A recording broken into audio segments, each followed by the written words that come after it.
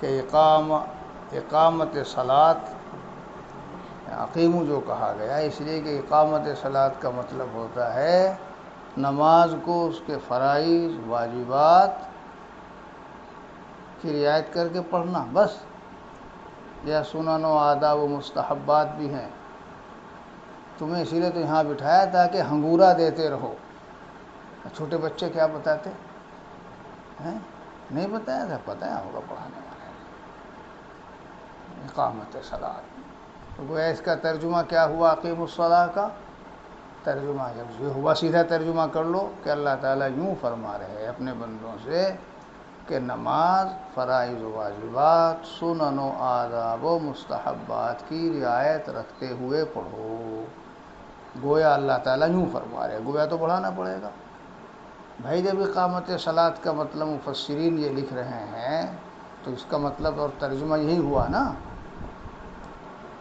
تو سنن و آداب و مستحبات کی رعایت رکھ کے نماز پڑھنا گویا اللہ تعالیٰ کو مطلوب ہے، قرآن پاک میں اس کا حکم ہے اور بندے اس کے مأمور ہیں، نہیں؟ اور پھر اہل ایمان کی جہاں تعریف کی گئی نماز پڑھنے کے تعلق سے، وہاں بھی یصلون نہیں کہا گیا۔ شروع میں دیکھ لو سورہ بقرہ میں یقیمون الصلاۃ، نہ یؤدون الصلاۃ نہ یصلون، یقیمون الصلاۃ۔ کیا مطلب ہوا؟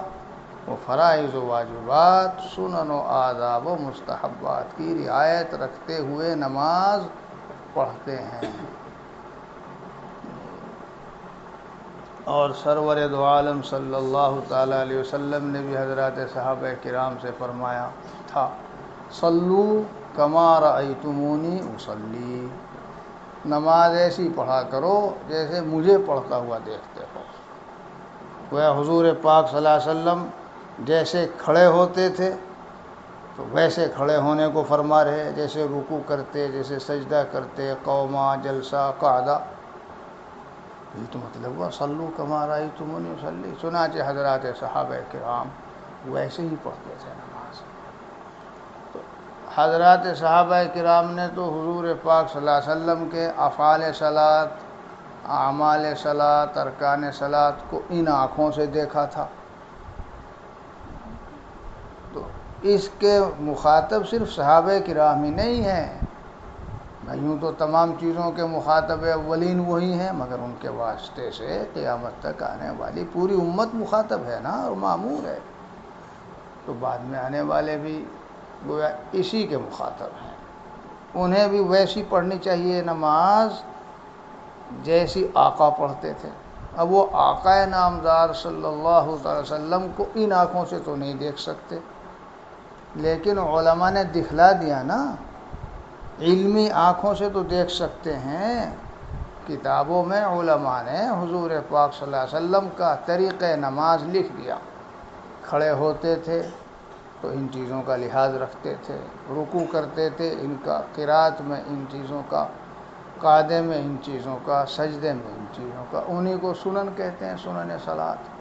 نور الہدیٰ میں پڑھائی بھی جاتی ہیں فصل فی السنن وہی 51، شاید ایسی عبارت ہو 51 سنت۔ لفظ سنت سے ہمارے ذہنوں میں ہلکا پن آ گیا، حالانکہ بھاری پن آنا چاہیے تھا کہ آقا کا طریقہ ہے، سرور دو عالم صلی اللہ تعالی وسلم کا طریقہ۔ میں کبھی کبھی ائمہ اور علماء کا جوڑ رکھتے ہیں، جوڑ ہم بھی کہہ سکتے ہیں، احتجاج تو نہیں کریں گے ہمارے یار لوگ کہ ہمارا لفظ کیوں بولا۔ میں نے ایک مرتبہ یہاں سالانہ اصلاحی تبلیغی اجلاس لکھوا دیا تو پتہ چلا بازے کہہ رہے تبلیغی کہاں ہے، یہ تو مدرسے کا ہے۔ اب مدرسے والے ہی تو اصل تبلیغ کر رہے ہیں۔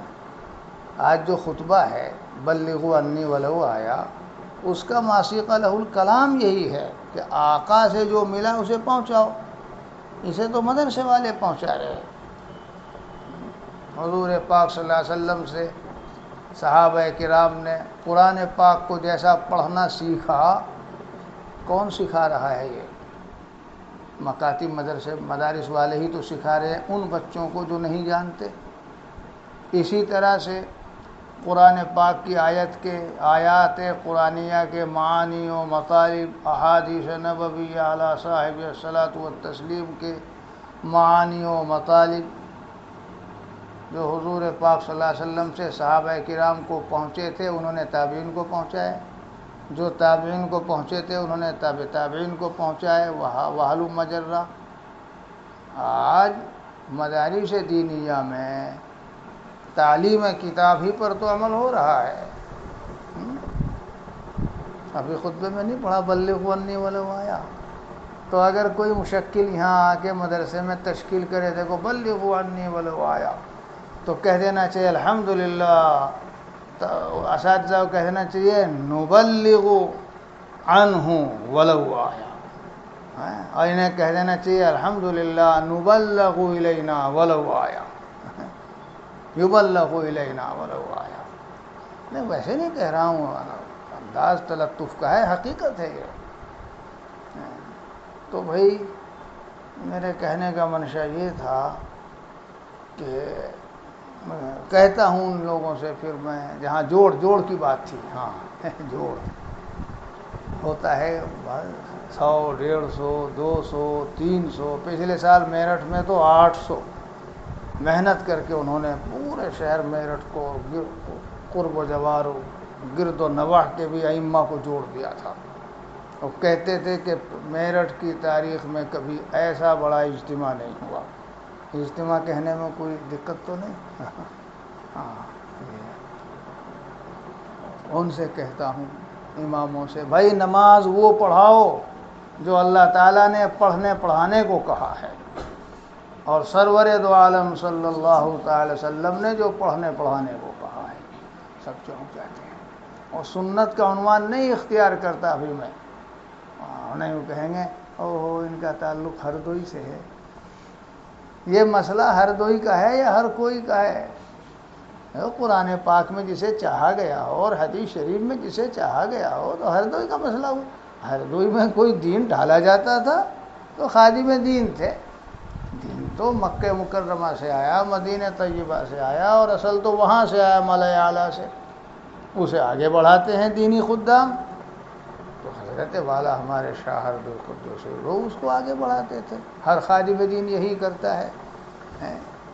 ہر حضرت کی حیات میں یہ تعبیر میرے ذہن میں نہیں آئی، ورنہ حضرت بہت محظوظ ہوتے، کیونکہ میں تو وہاں بھی بیٹھ کے بات کرتا تھا، حضرت سنتے تھے۔ ایک کرسی یہاں حضرت کی رکھی ہوتی تھی اور مجھے بٹھا دیا حضرت نے، واقعی بلا تکلف، حضرت کی طرف اشارہ کر کے بھی حضرت کے کچھ خصائص بیان کرتا تھا۔ میں نے کہا الحمدللہ اللہ تعالیٰ کا فضل ہے، ہمارے حضرت والا اس لیے معظم ہیں، اس لیے معزز ہیں قرآن پاک کے تعلق سے۔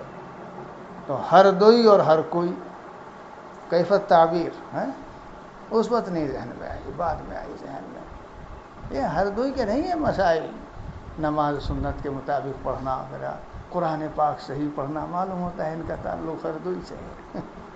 قرآن پاک صحیح پڑھنے کا مسئلہ ہردوئی میں اترا، ورتل القرآن ترتیلا، یہ آیت ہردوئی میں نازل ہوئی، اور ہردوئی کے لیے، یہ ہر کوئی کے لیے۔ بس میں تو یہ کہنا چاہ رہا تھا آپ لوگوں سے کہ بھائی فارغ شدی و فاضل شدی و مولوی شدی، این ہما شدی کاش کہ تو انسان ہم شبی۔ بس تم لوگ تو سب کچھ پڑھ کے آ گئے اور نیت باندھتے ہو، یہاں دیکھ چکا میں بہت لوگوں کو نیت یہاں باندھ لیتے ہو۔ تیری تو پٹائی ہونی چاہیے تھی، تجھے دیکھا میں نے کل یہاں پڑھ کے گیا ہے اور پھر بھی یہ حال ہے۔ یہاں جو پڑھا لکھا تھا دیوبند جا کے سب ختم ہے۔ دیوبندی نماز نہ پڑھو، مدنی نماز پڑھو۔ تعبیر تو ذرا سا کچھ مہم سی ہے، موحش سی ہے، سیکھنے کے باوجود بھی ختم کر دیا۔ یہاں دیکھ ایسے بعضوں کو دیکھتا ہوں ہونٹ بھی نہیں ہلتے، قیام میں کھڑے ہوئے ہیں، اپنی سنتیں پڑھ رہے ہیں، رکوع کیسے کریں، پھر سجدے میں کیسے جاویں، سجدے سے کیسے اٹھیں، ایسے ہی نماز پڑھنے کے دوران کبھی ہاتھ ادھر ہے، کبھی ادھر ہے، کبھی یہاں ہے، کبھی وہاں ہے، اور عجلت اور جلدی۔ نماز میں خشوع خضوع ہونا چاہیے۔ نماز کا باطن بھی حضور پاک صلی اللہ علیہ وسلم کی نماز کے باطن جیسا ہو، فی الجملہ، پورا تو نہیں ہو سکتا۔ وہ قلب نبوت تھا، تو امتی کا قلب ولایت بھی ہو جائے، قلب نبوت تو ہونے سے رہا، وہ کیفیت تو پیدا ہو ہی نہیں سکتی، لیکن فی الجملہ۔ اور ظاہر بھی حضور پاک صلی اللہ علیہ وسلم کی نماز کے ظاہر کے مطابق ہو۔ اس لیے یہ ہلکی سی تمہید تو میں نے اس لیے قائم کی کہ تمہیں سمجھ میں آ جائے کہ اس کی اہمیت کتنی ہے۔ حضرت مولانا محمد تقی عثمانی صاحب مدثرهم العالی شیخ الاسلام واقعی اپنے یہاں دارالعلوم کراچی کی مسجد میں مدرسے کے طلباء کو سنت کے مطابق نماز پڑھنا سکھلاتے تھے۔ اب بھی شاید سکھلاتے ہوں، چھوٹا سا رسالہ بھی چھپا ہے، شاید دیکھا ہو، نمازیں سنت کے مطابق پڑھیے، خود سکھلاتے تھے حضرت مولانا محمد تقی عثمانی صاحب۔ وہاں حضرت والا سکھلاتے تھے، پھر حضرت نے جن کو تیار کیا وہ سکھلاتے تھے، ہر دوئی بھی سکھلائی جاتی تھی۔ تو یہ مسئلہ ہر دوئی کا نہیں ہے، ہر کوئی کا ہے۔ بس چند باتوں کی طرف متوجہ کرتا ہوں۔ ویسے تو یہاں ایک ایک چیز سکھلائی جائے گی انشاءاللہ۔ ابھی جلدی ہی شروع کریں گے، دیکھیے میری طبیعت تھوڑا اور ٹھیک ہو جائے۔ ایک تو اس کا دھیان رکھیں، جب کھڑے ہوں، یہیں سے بتاتا ہوں، دونوں پیروں کے درمیان 4 انگل کا فاصلہ رہے، اور ایڑیوں پنجوں میں برابر کا فاصلہ۔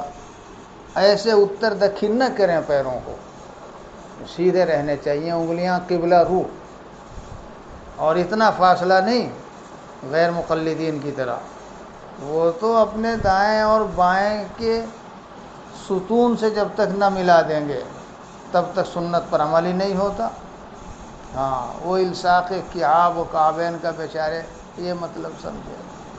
علامہ ظفر احمد عثمانی نور اللہ مرقدہ نے اعلاء السنن میں ایسی تحقیق کر رکھی ہے اس مسئلے کی، بما لا یسع فوقہ، اس سے زیادہ کی گنجائش نہیں ہے، دکھلا رکھا ہے کہ اس سے کیا مراد ہے۔ دیکھ لینا چاہیے، کبھی تم لوگ دیکھو گے۔ ہر ایک کو کھڑا نہیں کیا جائے گا، یہاں دھیان دو ذرا، جب کھڑے ہوں تو دیکھ لیں دونوں پیروں کے درمیان 4 انگل کا فاصلہ اور ایڑیوں پنجوں میں برابر کا، ایسے نہیں ہونا۔ حضرت مولانا تقی صاحب نے کتاب میں کر کے بھی دکھایا، صحیح طریقے کا یوں بنوایا نشان، اور غلط طریقے کا یوں بنوایا۔ دوسرے، سیدھے کھڑے ہوں، سیدھے تو ہوتے ہی ہیں جی، گردن کو پست نہ کریں، بہت گردن جھکاتے ہیں بیچارے نے، دیکھا ہوگا کسی بزرگ کو، ہاں، کسی کا عمل حجت نہیں، یا ویسے بے التفاتی، حجت کتابیں ہیں، وہاں سے ملاؤ گے عمل، بزرگوں کے عمل سے نہیں ملاؤ گے، ہو سکتا ہے انہیں التفات نہ ہو۔ اور میں نے حضرت مفتی محمود حسن صاحب نور اللہ مرقدہ کو چھتہ مسجد میں برسوں دیکھا، بالکل گردن حضرت کی سی، چونکہ وہ تو مفتی تھے نا، فقہ کا استحضار زیادہ تھا، تو بالکل گردن حضرت کی سیدھی رہتی تھی، کبھی نہیں دیکھا۔ ہمارے حضرت شاہ جلال آبادی قدس سرہ کو التفات نہ ہوتا، حضرت میرے شیخ ہیں، حالانکہ وہاں تصوف کا شاید حضرت کے اوپر غلبہ ہو، حضرت تو بس ایسے کھڑے ہو جاتے تھے۔ تو اس لیے عمل حجت نہیں کسی کا، مسئلہ یہی ہے۔ عدم طاعت الراس پڑھو گے، بہت گردن جھکا لیتے ہو۔ میں نے کہا جزوی طور سے ایک ایک کو بتاؤں گا تمہیں ایک ایک چیز، آج موقع ہے، اس لیے کہ آج بلا شرکت غیرے، اور لوگ تو ہے نہیں آج، بس تو میں لوگوں سے بات کر لوں۔ گردن سیدھی رکھیں گے، نگاہ سجدگاہ پر رکھیں گے، کھڑے ہوتے وقت میں اس کا دھیان نہیں رہا، یوں نہیں جھکائیں گے گردن۔ درایت و قیاس کا مقتضی بھی تو یہی ہے، قیام ہے نا، اور قیام کا کمال یہ ہے کہ کمال قیام ہو، اور سنت یہ تکمیل ہی کے تو لیے ہوتی ہے، سنت کمال ہی کا تو عنوان ہے۔ تو درایت و قیاس کا مقتضی بھی یہ ہے، دلیل عقلی بھی اس بات کو بتاتی ہے، کہ اس میں خشوع خضوع زیادہ معلوم ہوتا ہے، تو پھر عمر فاروق کے درے کا حوالہ دے دوں، بیٹھے تھے کوئی نماز مسجد میں بہت گردن جھکائے، فضربہ بالدرہ، نامعقول تقوی گردن میں ہے، وہاں تو درہ، ہاتھ تو رہتا ہی تھا ورنہ تو درہ، اور پھر ورنہ پھر وہ تو آخری چیز تھی، دعنی یا رسول اللہ اضرب عنق ھذا المنافق، عمر فاروق رضی اللہ۔ آج اگر دو عمر فاروق رضی اللہ تعالیٰ عنہ ہو جائیں تو مدارس کے محتمین کی تو کرکری ہو جائے گی، ان کی تو خیر نہیں، اور یار لوگوں کو تو بستر باندھنا پڑے گا اور کہیں پناہ نہیں ملے گی، تو وہیں پہنچ جائیں گے۔ جیسے حضرت ابو ہریرہ رضی اللہ تعالیٰ عنہ واپس آئے شکایت کرنے، عمر فاروق بھی آگے پیچھے پیچھے، اور دیکھا تو پھر گڑبڑ ہو گیا معاملہ ہے، وہ گر گئے تھے، فخررت لاستی۔ بہرحال اس حدیث میں اتنے علوم ہیں، اور بھائی دارالعلوم میں جو لوگ پڑھ کے آئے وہ تو دارالعلوم ہے بھائی، وہاں تو وہ سارے علوم بتائے جاتے ہوں گے، اس حدیث میں اتنے علوم ہیں کہ پوچھو۔ پڑھانے کے بعد حدیث پھر مجھے 2 دن لگتے تھے ان علوم کو بتانے کے لیے۔ مشکوٰۃ شریف پڑھائی جلال آباد میں، تھوڑا بہت تو حدیث شریف میں نے بھی پڑھائی ہے، ایسی بات تو نہیں، گو کہ اب بھول بھال گیا ہوں گا، 20 سال ہو گئے چھوڑے ہوئے، اور بھائی تمہارا علم تازہ ہے، کیا کہنے۔ کھڑے ہونے میں اس کا کیا، نیت باندھنے میں، ہاں پھر نیت باندھتے وقت ہاتھ جو اٹھائیں گے، اب اس میں بھی گڑبڑ ہے۔ قیام کی 11 سنتیں ہیں، شاید آدھی سنتوں پر مشکل عمل ہوتا ہوگا اہل علم کے یہاں بھی، عوام کو کیا کہو، اہل علم کے یہاں بھی۔ حضرت والا فرمایا کرتے تھے سنت کے مطابق نیت تو میں نے اہل علم کی بھی نہیں پائی جو نیت باندھنا ہے، اور ہاتھ اٹھاتے وقت میں حالانکہ سب لکھا ہوا ہے کیسے اٹھانا چاہیے، کھڑے ہو گئے، اب اس کو نہیں کہیں نیچے کو جھکانا ہے نہ اوپر کو اٹھانا، ہاں یہیں کی یہیں رہنی چاہیے، ایسے دونوں ہاتھ ایسے اٹھاؤ کہ دونوں انگوٹھے کانوں کی لو کے محاذات میں آ جائیں، یہ یہاں ہتھیلی قبلے کی طرف رہے، انگلیاں اپنی حالت پر رہیں، 3 باتوں کا دھیان۔ اپنی حالت کا مطلب نہ تو ایسے کھولنا ہے اور نہ یوں بند کرنا ہے جیسے رہتی ہے آدمی کی، ایسے رہتی ہے، ہتھیلیاں قبلے کی جانب اور دونوں انگوٹھے کانوں کی لو کے محاذات میں، چھوانا ضروری نہیں ہے یوں، ہاں یہ ہے 3 باتوں کا دھیان رکھنا سنت ہے، 3 سنت ہیں اس کی، اس میں کہاں عمل ہے۔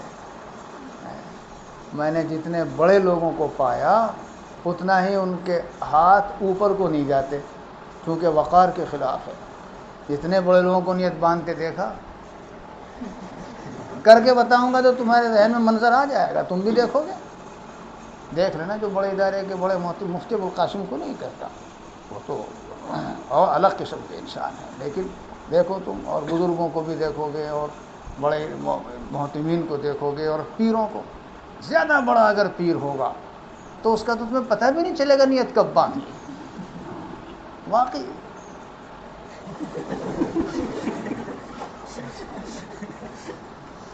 ارے بھائی یہی ہے، اور بڑا پیر ہوگا تو گردن بھی بہت جھکائے گا، پتہ ہی نہیں ہے ہم لوگوں کو نماز پڑھنے سے پہلے سنتوں کا استحضار ہی نہیں ہے مول صاحب،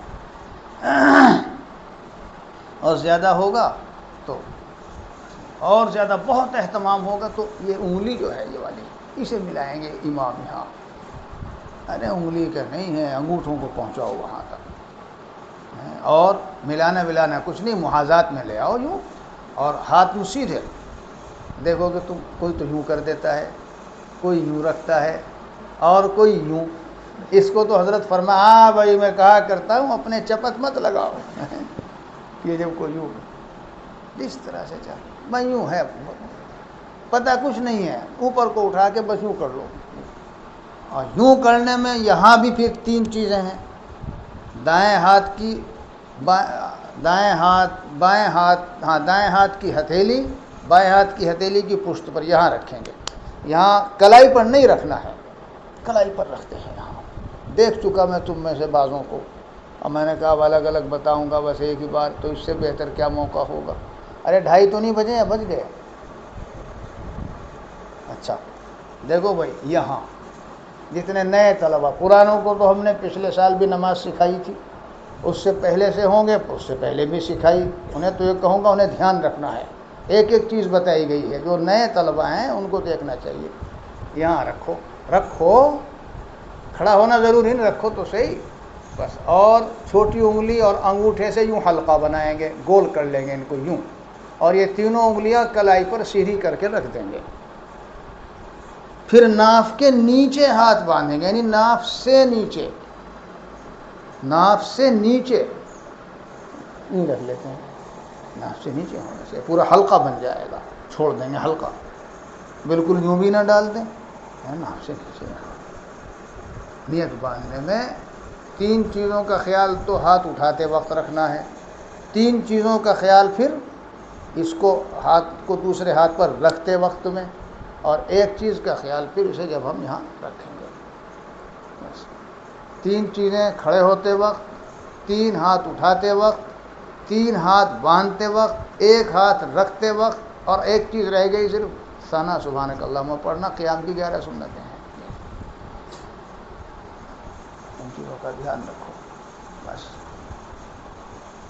اور یہ تو بہت بنیادی بات ہے، جب اپنی نمازیں ہم پڑھتے ہیں تو قرات بھی تو کرتے ہیں نا، بھائی امام کے پیچھے تو مقتدی کھڑا ہوگا، ہمیں قرات نہیں کرنی ہے اسے، لیکن جب اپنی نمازیں پڑھیں گے تو پڑھیں گے نا قرآن پاک، قرآن پاک کا کوئی بھی حرف ہو اس کو ادا کرنے کے لیے زبان اور ہونٹ تو ہلیں گے، اس کے بغیر کیسے ادا ہو جائے گا؟ ایک ہے دل میں سوچنا، تو سوچنے کو تو پڑھنا نہیں کہتے، سوچنے سے قرات کا تحقق نہیں ہوگا، قرات پڑھنا سری اور جہری، سرن اور جہرن، اتنا فرق ہے کہ سرن میں خود وہ انسان سنے گا، دوسرا نہیں سنے گا، اور جہرن میں دوسرا سنے گا، لیکن پڑھنا تو ہوگا نا، جب پڑھنا ہوگا تو حروف کی ادائیگی ہوگی، اور ادائیگی ہوگی تو ظاہر بات ہے کہ زبان کو بھی حرکت دی جائے گی اور ہونٹ بھی ہلیں گے۔ تو جو لوگ یوں کھڑے رہتے ہیں، زیادہ بڑے بزرگ کا تو مجھے سمجھ میں نہیں آتا، وہ تو سوچتے ہی ہوں گے، بلکہ شاید سوچتے بھی نہ ہوں، اللہ تعالیٰ ہی کو سوچتے ہوں اور کچھ بھی نہ پڑھتے ہوں، ان کی نماز پھر بھی ہو جائے گی۔ اتفاق سے ہم تو وہاں پہنچے ہوئے نہیں ہیں، تو ہمیں تو پڑھنا پڑے گا بھائی، کچھ نہیں تو کیسے ہو جائے گا؟ سرن پڑھیں گے،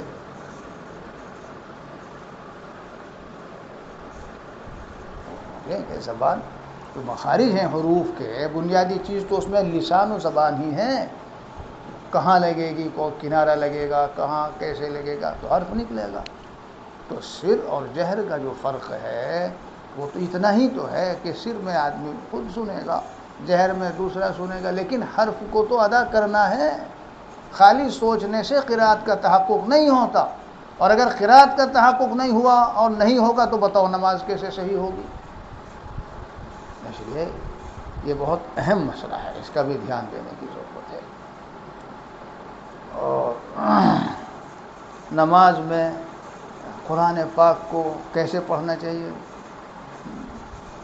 قرآن پاک الگ چیز ہے اور عربی الگ چیز ہے، اگر اخفاء، غنہ اور ان کے مخارج و صفات کا ہم خیال نہیں کریں گے تو پھر وہ قرآن پاک نہیں ہوگا۔ فقہا نے لکھا ہے کہ بغیر تجوید کا اور اخفاء غنہ کا خیال کیے اگر کوئی پڑھ دے اور کسی کے ساتھ معاملہ اجرت کا کیا ہو تو قطع نظر اس کے کہ وہ اجرت لینا جائز نہیں ہے، کہ اسے اجرت کا استحقاق ہی نہیں ہوگا، اس لیے کہ اس نے قرآن پاک نہیں پڑھا، اگر بغیر اخفاء غنہ کے پڑھا، اس لیے قرآن پاک کو صحیح پڑھنا چاہیے، قرآن پاک پڑھنا چاہیے۔ ورتل القرآن ترتیلا، یہ صرف اسٹیج پر پڑھنے کے لیے تو نہیں اتری نا، ورتل القرآن ترتیلا، اذا قرأت القرآن فی المجامع والمحافل، معاملہ تو بندے کا اللہ کے ساتھ ہے، اور کوئی نہیں سن رہا ہے، اللہ تعالیٰ تو سن رہے ہیں۔ اسی لیے ہمارے حضرت والا شاہ حضرت قدس الروح کے یہاں ہر بچے کو اور طالب علم کو قرآن پاک کے تعلق سے قرآن پاک کے 3 اہم فائدے اور 2 اہم آداب ضرور یاد کرائے جاتے تھے۔ 2 اہم آداب: پڑھنے والا دل میں خیال کرے کہ اللہ تعالیٰ نے حکم دیا ہے، سناؤ کیسا پڑھتے ہو۔ اگر ہمارا کوئی بڑا ہم سے کہے بھائی سنائیو، تو اپنے والی پوری کوشش ہم صرف و خرچ کر دیں گے اچھا پڑھنے پر۔ اور ذات باری تعالیٰ جب بندہ پڑھ رہا ہوتا ہے اللہ تعالیٰ نہیں سنتے؟ تو تم یوں سوچ لیا کرو کہ اللہ تعالیٰ نے حکم دیا ہے، سناؤ کہ اللہ تعالیٰ سن رہے ہیں۔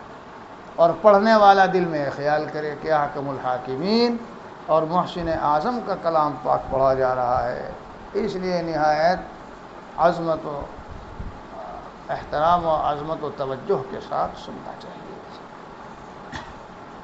ہر ایک کو یاد کریں گے۔ تو قرآن پاک پڑھو صحیح۔ میں دیکھتا ہوں بعضوں کو، میری ابھی 4 رکعت ہوتی ہیں، وہ 6 کر کے بیٹھ جاتے ہیں۔ بھائی بڑے قاری صاحب نہیں بنا کرتے، بڑے قاری صاحب نہ بنو، ورنہ یوں تو پھر بہت بڑے بڑے قاری صاحب ہوں۔ ہمارے یہاں ایک بڑے میاں تھے، بعضوں کو تو سنایا ہوا ہے، وہ پہلے ہی سے ہنس رہے ہوں گے۔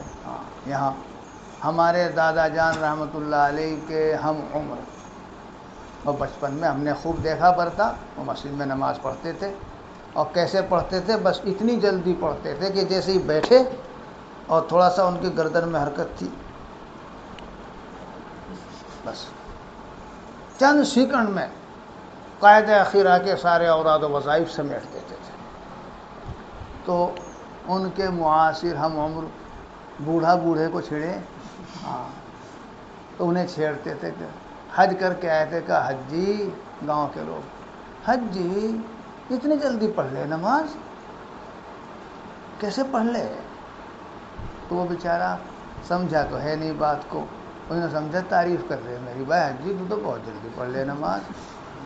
تو اپنی تعریف کا کیا سناوے ایک واقعہ، ہاں جب میں حج کرنے گیا تو یہ تو مجھے وہاں بھی کہیں تھے لوگ بمبئی میں، کیا جی حجی جی نماز بہت جلدی پڑھ لو۔ ہاں نہیں یوں نہیں، لوگ یوں تبصرہ کر رہے تھے، بھائی یہ تو کوئی بڑے قاری صاحب معلوم ہو۔ بڑے قاری صاحب تو ایسے بھائی مولوی بھی آج کل کا بڑا قاری صاحب ہے، 2 منٹ میں 4 رکعت پڑھ لے، اس سے بڑا قاری اور کیا ہوگا؟ ارے اللہ کے بندو، 1 رکعت 1 منٹ سے کم میں ڈھنگ سے نہیں پڑھی جاتی۔ اب میں دیکھتا ہوں بعض ہمارے کہ عزیز میری 4 ہوتی ہیں، ان کی 6 ہو جاتی ہیں، میری 2 ہوتی ہیں، ان کی 4 ہو جاتی ہیں۔ بھائی اتنے بڑے قاری صاحب نہ بنو، تھوڑا سا خشوع خضوع کے ساتھ پڑھو نماز۔ یہ بھی نہیں کہتا کہ تم کھڑے ہو جاؤ اور 1 رکعت میں 5 منٹ لگا دو، پھر تو یہاں سے بستر اٹھے گا کہ جاؤ بس ایسی نماز تو گھر پڑھیو۔ اطمینان سے پڑھیں نماز ہے، بازے بار بار کبھی یوں کریں گے، درجے اضطرار ہو تو بدن کھجلاؤ، بار بار ہاتھ نہ اٹھاؤ، یہاں لگا رہے وہاں لگا رہے، درجے اضطرار ایسا ہو گیا کہ اگر نہیں کھجلاویں گے تو مثلا دماغ ادھر ہی لگا رہے گا، تو اندر کا خشوع خضوع تو اس حالت میں ختم ہے، اس حالت کو ختم کر دو تاکہ خشوع خضوع رہے۔ بعضوں کی عادت ہوتی ہے ادھر ہاتھ اٹھائیں گے ادھر ہاتھ اٹھائیں گے ادھر لگائیں گے، اس کا بھی دھیان رکھو بس۔ اور قاعدے کے تعلق سے بھی ایک بات کہوں، دائیں پیر کو کھڑا کر لیا کرو، بائیں پیر کو بچھایا کرو، ورنہ مولوی دونوں پیروں کی قینچی ایسے کر کے بیٹھ جاوے۔ اور اگر کسی بڑے مولانا صاحب کو کسی نے ٹوکا، اور بڑا مولانا جانو، تو جواب یہ دیا کہ اصل میں کیا کروں، پیروں میں دوران خون بہت تیز ہوتا ہے، زیادہ دیر کھڑا نہیں رہتا پیر، تو یہ خون نکلوا لینا یہ جو بھرا ہوا ہے۔ وہ مولانا سجاد صاحب میرٹھ آئے تھے، وہاں مولویوں کو جمع کیا گیا تھا، اب تو صاف صاف کہتے ہیں، ایسا صاف نکالتے ہیں، اور کہا تھا میرے عزیزو، اور یہ جو تم نے گندے پانی سے ٹنکیاں بھر رکھی ہیں، ان ٹنکیوں کو گندے پانی سے خالی کرو۔ انہوں نے صاف صاف کہہ دیا مولویوں سے، ساری کرکری ہو گئی۔ یہ جو تم نے گندے پانیوں سے اپنی ٹنکیاں بھر رکھی ہے انہیں خالی کرو۔ مہینے خالی کیسے کریں گے؟ کوئی مشین لگوا دو، سارا نکل جاوے، تو سارا ہی نکل جاوے گا تو مولوی صاحب ہی چلے جائیں گے۔ خیر تو بات تو یوں کہیں کہ وہ رکتا نہیں۔ ارے بھائی غلط بات ہے سب، سنت طریقہ ہے۔ تم لوگ نور ریزہ پڑھ کے آگے بڑھے ہو کہ دائیں پیر کو کہ نصب کے الفاظ میں کھڑا کرے، بائیں پیر کو بچھا کے اس پہ بیٹھے، اس کا بھی دھیان رکھو۔ اور پانچوں نمازوں کے بعد آیت الکرسی، سورہ اخلاص، معوذتین یعنی قل اعوذ برب الفلق، قل اعوذ برب الناس، چھوٹے بچے بھی تاکہ سمجھ لیں، ہاں ان کا پڑھنا بھی مسنون ہے۔ جیسے تسبیح فاطمی کا پڑھنا مسنون ہے، تو ہمارے مدارس میں دو کمیاں چل رہی ہیں۔ میں نے مفتی سلمان سے کہا تھا پچھلے بار جب ملاقات ہوئی، حضرت مولانا قمر الدین صاحب رحمۃ اللہ علیہ کی رحلت پر میں گیا تھا نماز میں شرکت کے لیے، تو رک گیا تھا عصر کے بعد اور تھوڑا مغرب کے بعد پھر آ گیا تھا۔ مفتی سلمان سے ملاقات ہوئی، کہا میں نے کہا یہ نہیں سمجھ میں آتا، یہ تو مراقی الفلاح وغیرہ میں بھی لکھا ہے اور حضرت اقدس خان میں قدس انہوں نے بھی لکھوایا، کیا بات ہے مفتی سلمان کہ آدھی سنت پر عمل ہے، تسبیح فاطمی تو پڑھتے ہیں اور آیت الکرسی، سورہ اخلاص اور معوذتین یہ نہیں پڑھتے، اور دوسرے یہ پانچوں نمازوں کے بعد مسنون ہے، تو دو نمازوں کے بعد تو پڑھتے ہیں تسبیح فاطمی، بقیہ اور نمازوں کے بعد نہیں پڑھتے، اور نمازوں کے بعد سنت و نفل سے فارغ ہو کر ہے۔ اب جب فارغ ہو گئے تو پھر کون دیکھتا پوچھتا ہے، تو فارغ ہو کے اٹھ گئے۔ سمجھ رہے ہیں بات؟ تو عصر میں اور فجر میں تسبیح فاطمی کے ساتھ ساتھ یہ چار چیزیں بھی پڑھنی چاہیے، یہ بھی مسنون و سنت ہے۔ اگر مدارس میں بھی سنت پر عمل نہ ہو اور پوری سنت پر عمل نہ ہو تو بتاؤ پھر کہاں ہوگا؟ کیا اللہ تعالیٰ کوئی اور مخلوق پیدا کریں گے؟ ہمارے حضرات تو ایسے تھے، انہیں دیکھ کے لوگ مسئلہ سمجھتے تھے، یہ معلوم ہوا کہ مسئلہ یوں ہی ہے۔ اب مفتی سلمان خاموش ہو گئے ہیں، انہوں نے کچھ نہیں کہا، چپ رہے۔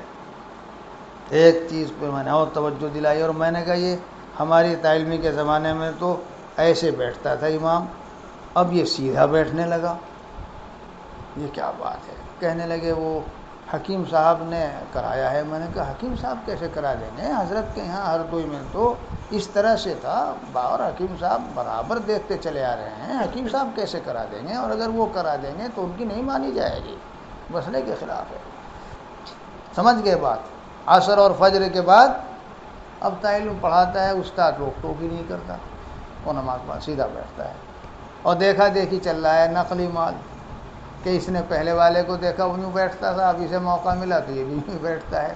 نقل کرو تو اصل کی کرو، نقل کی مت کرو، اور اصل کون ہے؟ سرور دو عالم صلی اللہ تعالیٰ علیہ وسلم، اور وہ کتاب میں لکھا ہوا ہے۔